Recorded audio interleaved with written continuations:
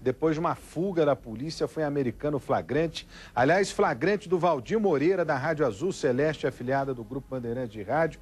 Felipe Pereira conta a história pra gente, que é o seguinte: os adolescentes parecem que estavam fugindo da polícia, não é isso, Felipe?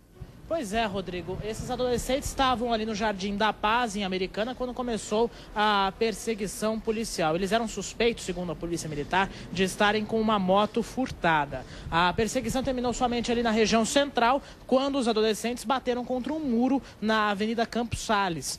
Os jovens foram encaminhados aí para o Hospital Municipal de Americana, mas o adolescente de 12 anos, foi transferido para a Santa Casa de Santa Bárbara do Oeste. O de 16 continua internado no Hospital de Americana em estado grave. Os dois moram em Santa Bárbara do Oeste. A investigação da polícia é para descobrir primeiro se a moto realmente era furtada e por que esses jovens estavam fugindo, Rodrigo. Felipe Pereira, 12 anos um adolescente é muito pouco, hein? É muito pouco.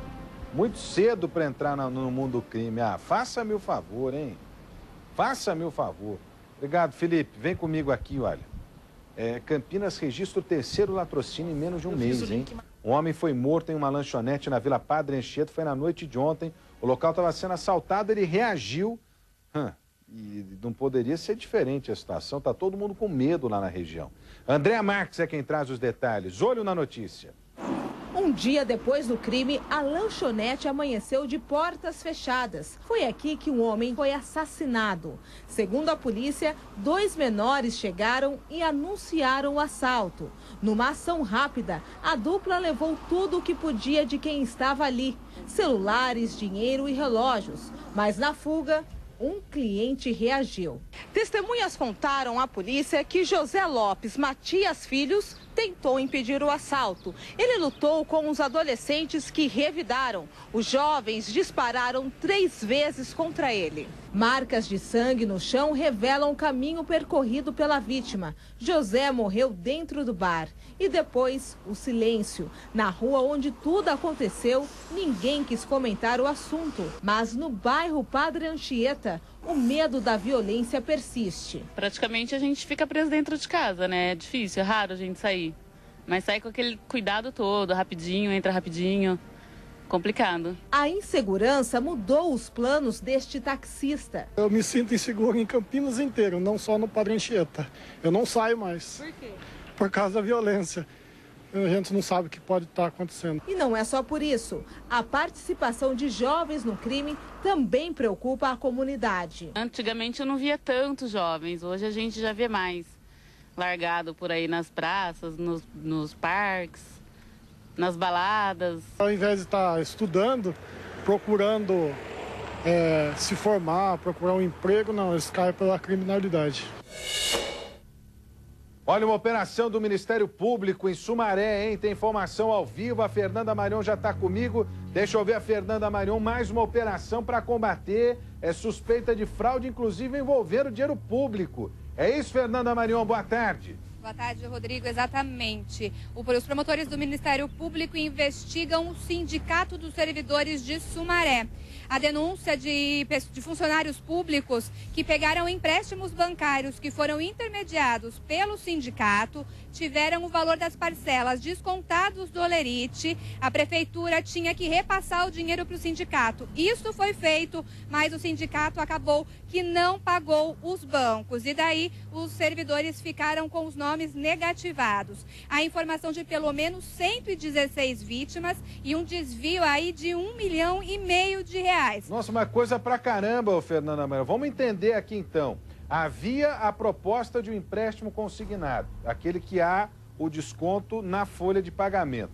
Depois desse desconto na folha de pagamento, a prefeitura repassava o dinheiro para o sindicato, que era o intermediador e deveria pagar o banco que oferecia o empréstimo ao funcionário público.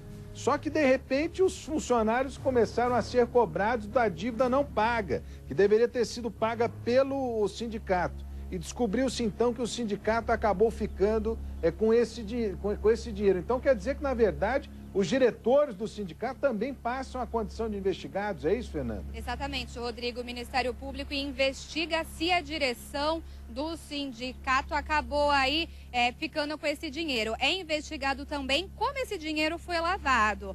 Os promotores têm um documento em que o sindicato confessa que tem uma dívida de R$1.100.000 aproximadamente, porque não pagou o banco. Agora o Ministério Público investiga onde esse dinheiro foi parar, onde que ele foi aplicado. Rodrigo. Bom, a gente viu imagens ali da operação, porque vários documentos foram recolhidos, foram recolhidas provas que devem auxiliar o Ministério Público durante essa investigação.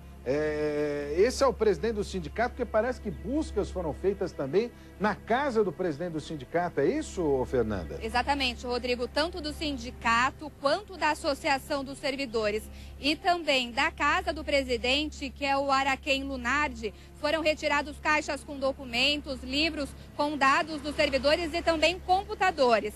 O promotor, o doutor Gaspar, já conversou com a gente e ele disse que já foram encontrados documentos que comprovam isso. Rodrigo. Meu Deus do céu, mais uma suspeita grave envolvendo, né, a administração dos recursos municipais, dessa vez na cidade de Sumaré, e que pode ter relação aí, né, com o desvio desses recursos que deveriam ser usados para o pagamento dos empréstimos consignados dos funcionários públicos de Sumaré.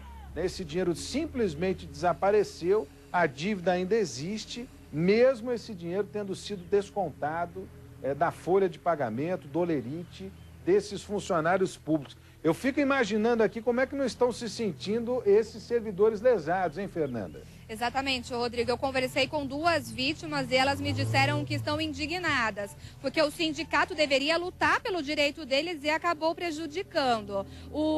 Rodrigo, o advogado do sindicato, o doutor Riso, ele entrou em contato com a nossa produção e disse que essa operação acontece num ano de eleição sindical e que acaba aí prejudicando a liberdade dos sindicalistas, já que até agora no sindicato eles dizem que não tiveram nenhuma denúncia dos servidores. O que a gente tem que deixar claro é o seguinte: quem está investigando é o Ministério Público. Agora, independente se é ano de eleição, se não é ano de eleição, se tem irregularidade, tem que apurar.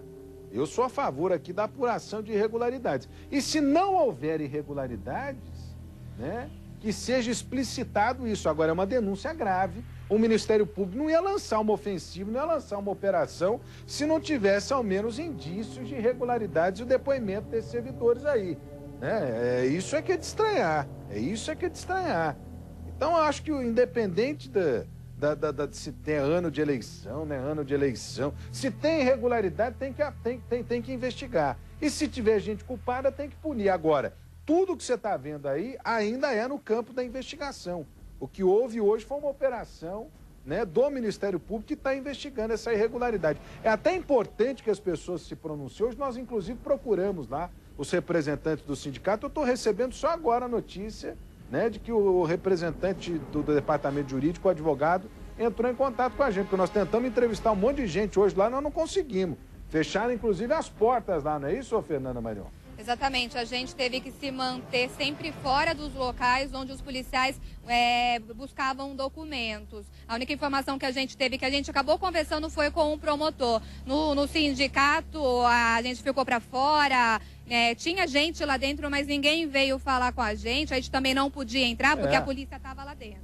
Vamos tentar entender o que está acontecendo efetivamente, essa investigação que se dá, né, pelo Ministério Público. Eu duvido que o Ministério Público ia lançar uma ofensiva dessa, uma operação dessa, se já não tivesse alguns indícios de irregularidades. Pelo menos depoimentos já existem e alguns documentos, como inclusive uma confissão de dívida, como disse aí a Fernanda Marion. Vamos torcer, né, para que efetivamente não haja nenhuma irregularidade. Agora, quem é que vai pagar esse débito dos servidores que estão sendo cobrados agora pelo banco, né, porque não houve um repasse para o banco? Quem é que vai fazer isso? Esse é o grande ponto dessa história toda.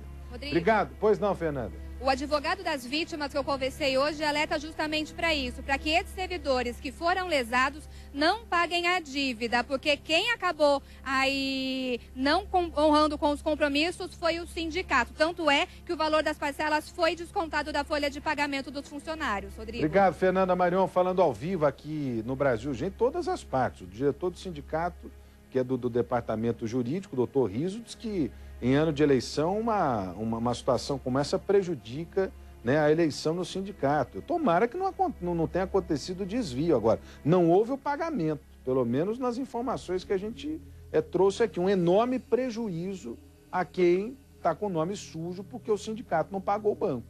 E aí, como é que fica essa situação? Ponto final no Nosso Brasil Urgente para Campinas e região.